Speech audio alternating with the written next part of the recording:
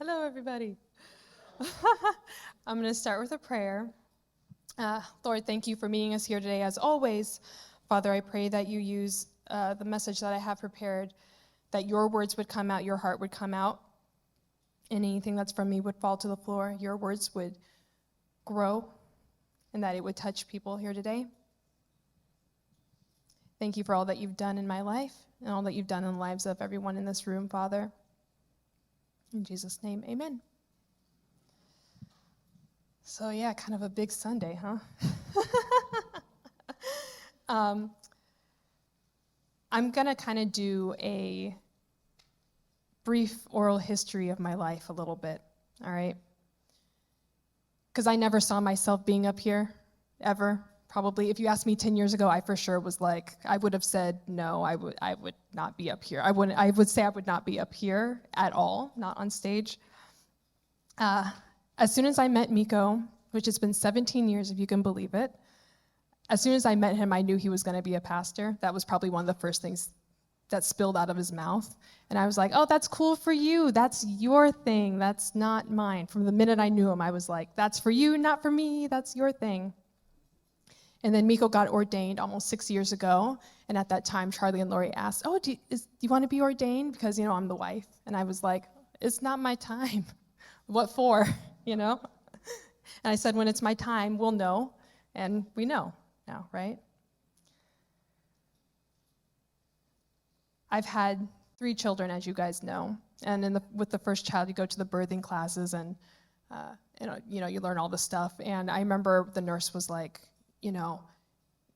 if you feel you're in labor and you're like, what do I do next? She was like, it's okay to pause and like just wait and just see what happens. Like, you don't have to be like, oh, I want the epidural right now, or I want oxygen right now, or I want this, she was really stressing that. Like, just pause and it's okay to say, let's see how things go. So that's what I kind of feel like this process has been for me. So I have 3 points, really. My three-point sermon I thought of my brothers. We've had conversations about this. So the first thing is who we are dictates our identity and our position, right? That tells us everything, right? Where we come from influences our outcome. It doesn't tell us exactly where we're going to go, but it does influence where, what happens. And where we go is up to our yes. It's up to our willingness. It's up to us being vulnerable and asking what if. It's pausing. I want to start with reading 2 Chronicles 1, starting with verse 1. Now Solomon, the son of David, established himself securely over his kingdom, and the Lord his God was with him and exalted him greatly. And just in that first verse, it shows who Solomon is, the son of David. Like right? That's who his identity, that's who he is. Where he comes from is from David. That's his family. That's his background, right? King David, right? A man after God's own heart. As we know, he did a fair amount of things in his life, good and bad, But that helped shape where Solomon went, and what Solomon got to do was his father, right? So I'm going to continue with verse 2. Solomon spoke to all Israel, to the commanders of thousands and of hundreds, and to the judges and to every leader in all Israel, the heads of the fathers' households. Then Solomon and all the assembly with him went to the high place, which was at Gibeon, for God's tent of meeting was there, which Moses, the servant of the Lord, had made in the wilderness. However, David had brought up the ark of God from Kiriath-jearim to the place he had prepared for it, and for he had pitched a tent for it in Jerusalem. Now the bronze altar, which Beazazel, the son of Uri, the son of Hur, but they're saying that the offering is there. Solomon went up, verse 6, Solomon went up there before the Lord to the bronze altar, which was at the tent of meeting, and offered 1,000 burnt offerings on it. Pay attention to verse 7. In that night, God appeared to Solomon and said to him, ask what I shall give you. And this is in the NASB version, but I like NIV. It says, ask for whatever you want me to give you. And when I read that, I was struck by that, because how often is it that you read in the Bible, especially the Old Testament to me, that God's like, what do you want?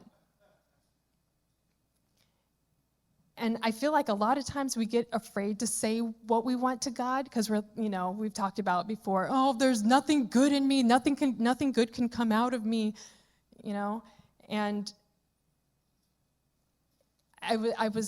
as I was thinking about this, it's kind of a trick question, really. Like, when we're formed, God puts in all this stuff in us that makes us uniquely us, right? And so then when our heart is turned towards him and he's asking us, what do we want?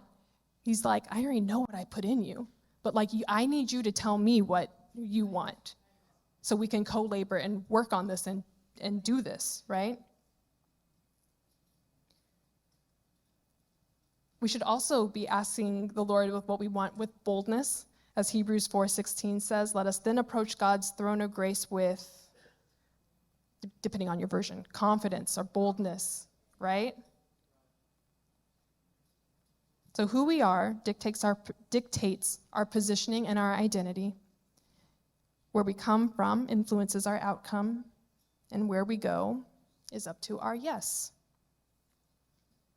And as I was thinking about how, all the things that led up to this moment that I never foresaw coming in my life, I was like, how many things had to go right for me to be up here today? How many people behind me had to say yes? And Tom, if you're ready, can you put up the first slide? I've already asked for pre-forgiveness. I have pictures.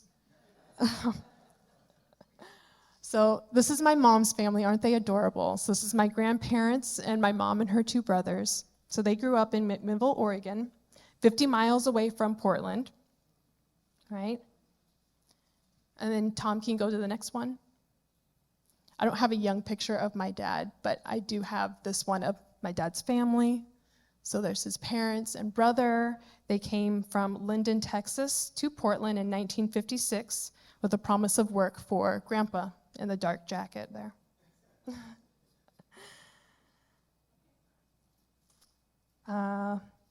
So my mom was connected with World Impact and Multnomah School of the Bible, as my dad said, and they were doing an outreach program.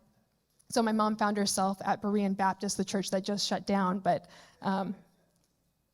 so that's how my mom ended up going there, to a predominantly black church in inner North Portland, being one of the only white people there in 1974. That's a big deal. I wasn't even there, and I know that's a big deal. I think go to the next slide, Tom. Oh yeah, sorry, I missed this one, Dad. Okay, I wanted to say this too. So this is in 62? 62, okay. So there's my dad up there in the middle row. And I just found this one to be significant because, like I said, 1962, he was a part of the first integrated baseball team in Portland, Little League, which is a big deal, right? It's a big deal. Yeah. You see all these things that have to line up, okay? All right, then the next one, Tom. So my parents met at Berean. They had a cute meeting. My mom had her hymnal, and Dad didn't have one, and she offered it to him, and they fell in love because they shared the songbook. It's so churchy and cute. I love it. This was in 1975, right? And I've already touched on this a little bit, but like I said, this is 1975. This type of relationship was not common. In fact, 8 years prior to their marriage was illegal. 8 years. So you can imagine when the families met each other, that there was a little bit of hesitation. All right, you can go to the next one, Tom. Aren't they cute? Happy wedding day. So they were married, like I said, 8 years after interracial marriages were legal. And then can you go to the next one? So you can see, I love this picture. I love this picture, just seeing everyone's faces, because there was a lot of love there. I know there was a lot of love there, but I just love my grandma's face and auntie's face over here. They're like, all right, we'll see if this lasts. We'll see if this works. I don't know what they were thinking, but that's funny to me. So I grew up with my feet in two completely different worlds, straddling two totally different worlds. I learned how to code switch early, which is, I talk this way a little bit when I'm around this group of people, this way when I'm around a different group of people, because that was my life. I didn't know any different. Growing up, like when I was younger, I loved the differences. I thought they were beautiful. It felt unique and really special. I love my family. Okay, you can go to the next one. I want to highlight my two grandmas. This is how I remember them. They were both widowed later in life, and they were best friends. And, it's funny, I've been asking my dad a lot of questions about, when you guys first met and all of that. And I only knew love. I only knew them as loving and accepting. I never, and I think that's really beautiful. One of my favorite memories, they would call each other up, oh, I'm watching The Bachelor. You watching this? Do you see what they're wearing? Oh, yeah, I'm watching. Yeah. But they called each other often, and yeah, just were great friends, and I love that. So this is part of where I come from. The story I want to highlight, my stock, Grandma Gaither, over here on the right. So my parents didn't know whether any of me and my brothers were boys or girls till we came out, right? So I was born.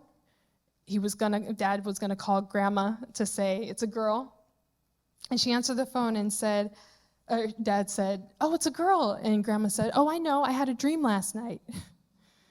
And she said, "I had a dream that girl preacher." You know how crazy that is? Like, Grandma, she said a lot of stuff. But, I've talked to Dad about it a little bit, but, she definitely heard from the Lord, but she wasn't like this, everyday prophecy kind of a woman. Like, she wasn't every day saying, "Oh, and then thus says the Lord." She wasn't that type of woman. So I just find that really cool. And this is a woman who was faithful, even though she got done wrong in life, really wrong. But she stayed faithful, and she put her trust in the Lord. You can go to the next one. And then, of course, as many of you know, I started my journey at Berean Baptist. I found this picture yesterday, which I think it's so funny. Again, I've never seen this picture. Maybe when I was younger. Look, I'm holding the microphone. How am I holding the microphone? I hated singing when I was a kid, like in a mic. And this is part of what stopped me from being up here for the longest. I was like, I did it once, I got forced, I'm not doing it again. But that was, the kids' choir. So I started taking piano lessons from 6 to 12. Again, that's a building block why I'm able to be up here. Baptized at 10. But, this was a time in my life where I was saying no to a lot of things. Like I said, I was kind of being forced to do some things, as children are. That's not a bad thing. But, then I said no. It was during this time I became a vegetarian. As Miko already said, that made me the weaker Christian. Romans 14:2 said, one person's faith allows them to eat anything, but another whose faith is weak eats only vegetables. So I was the weaker one. But it's just blowing my mind. If something felt like it was outside of my ability or my skill set, or if it was potentially embarrassing, I was like, nope, not going to do it.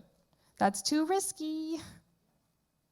But, I went along with my family. My family's faith was my faith. What my brothers thought was cool, I thought was cool.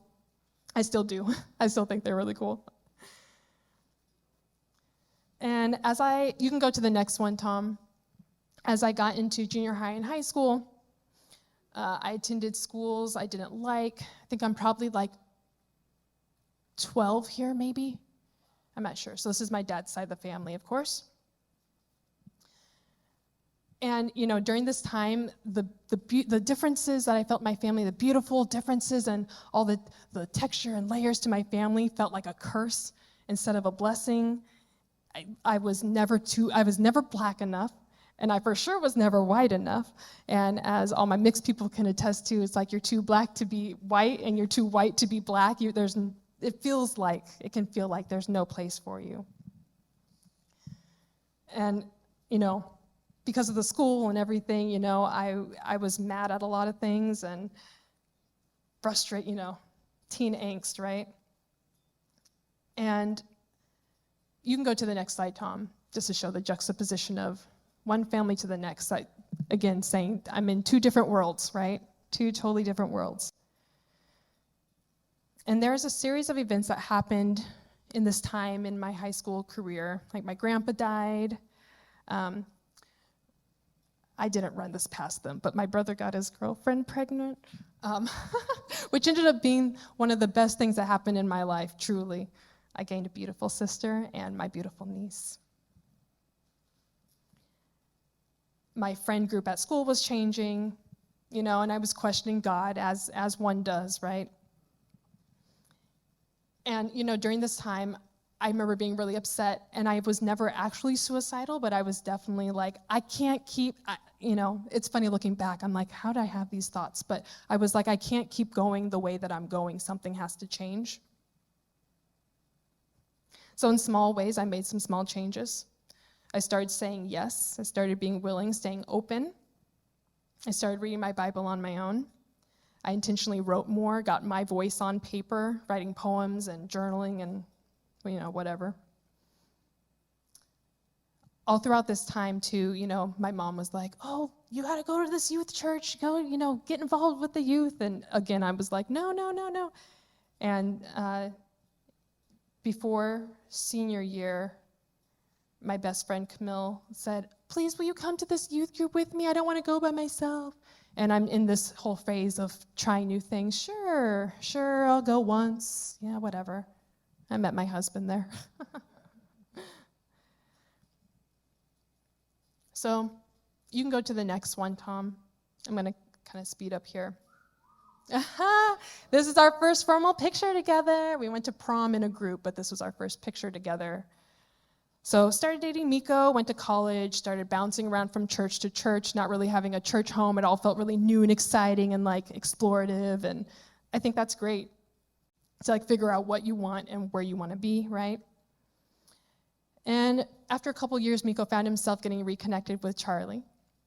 Miko and Charlie's son Josh they're good friends, and so they knew each other growing up, and so they got reconnected, and Charlie's starting this new home group, and so Miko starts going, and me being the good, dutiful girlfriend at the time, it's like, I'll go too, I'll try it.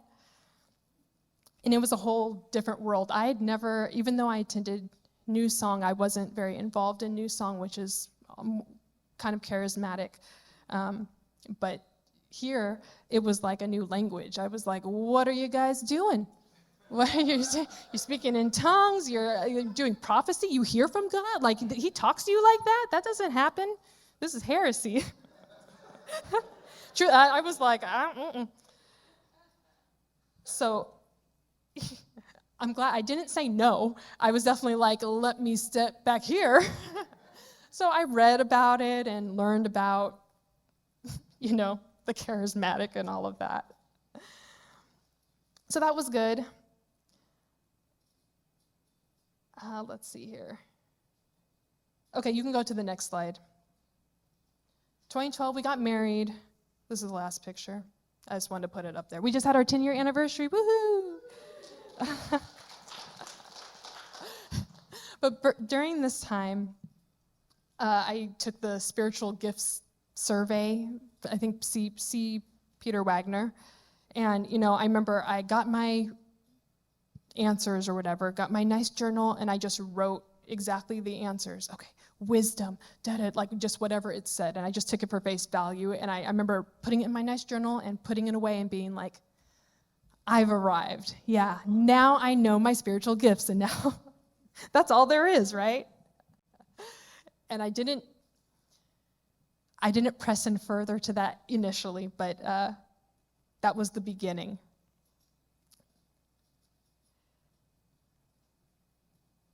The same year that we got married, I started working at Jump for Joy Early Childhood, which is another thing that I didn't really see myself doing, working with children. But I did. And I was put into roles that I wouldn't have chosen for myself, such as the lead teacher and the building closer, stuff like leadership roles that I didn't see for myself, but those things I've been able to use those things in my walk here. Yeah, let the circumstances of your life be building blocks, because you never know what the Lord's going to use. So coming to this moment, as I'm getting ordained and Miko and I are transitioning into being the leads, it's been a journey, but specifically over the past 4 years, it's been a really beautiful thing to walk out with the four of us, especially just being able to pray together and seek the Lord together. Ask the Lord, what's next? What are we supposed to do? And through these past 4 years, what I have found the most impactful is being able to gain a deeper understanding of who I am and what my identity is. Because this is what we do is important. What all of us do is important, but who we are is more important. Our roles and titles fade, buildings fade, but who we are in Christ, that's forever. So, like I said, a million things have to go right, and a million people have to say yes, or what if, or be willing to get you where you're at today, to get me where I'm at today. So, who am I?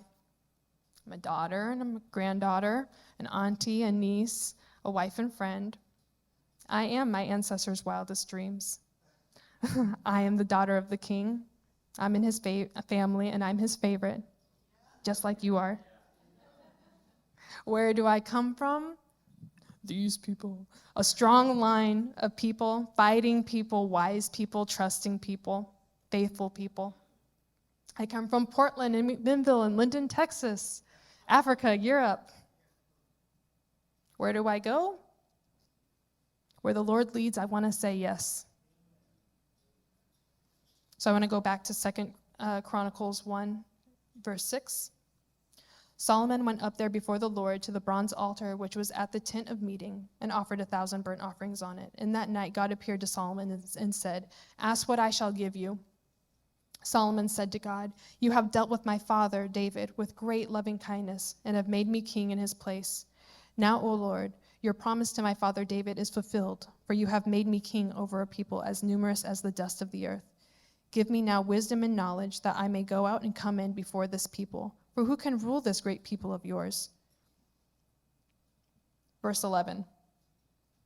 God said to Solomon, "Because you had this in mind and did not ask for riches, wealth, or honor, or the life of those who hate you, nor have you even asked for long life, but you have asked for yourself wisdom and knowledge, that you may rule my people over whom I have made you king. Wisdom and knowledge have been granted to you, and I will give you riches and wealth and honor, such as none of the kings who were before you has possessed, nor those who will come after you."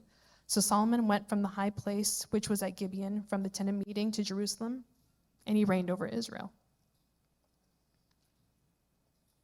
He was able to, it's like everything came together for him, right? His identity got him to where he was, and his family, where he came from. David put him in this position where he was able to even be in a position to be king.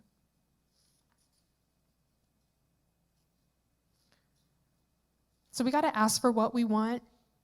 We have to ask God what he has for us, because it's different for each one of us. He has a unique plan for each one of us that he wants to work with us to achieve. All he needs is your yes. And if you can't give him your yes, give him your what if. Give him a pause. Don't say no. It's okay to have a pause. All he needs is a willing heart. So who we are indicates our identity and our positioning. Where we come from influences our outcome. And where we go is up to our yes and our what if.